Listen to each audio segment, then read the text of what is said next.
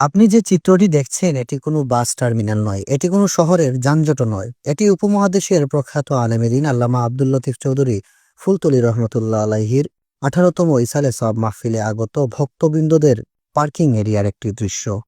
এই একটি মাঠেই সারি সারি করে দাঁড়িয়ে আছে অসংখ্য বাস, Noha, microbus, CNG, private car আর মোটরসাইকেল, যার কোনো নির্দিষ্ট হিসাব আজ পর্যন্ত কেউ দিতে পারেনি।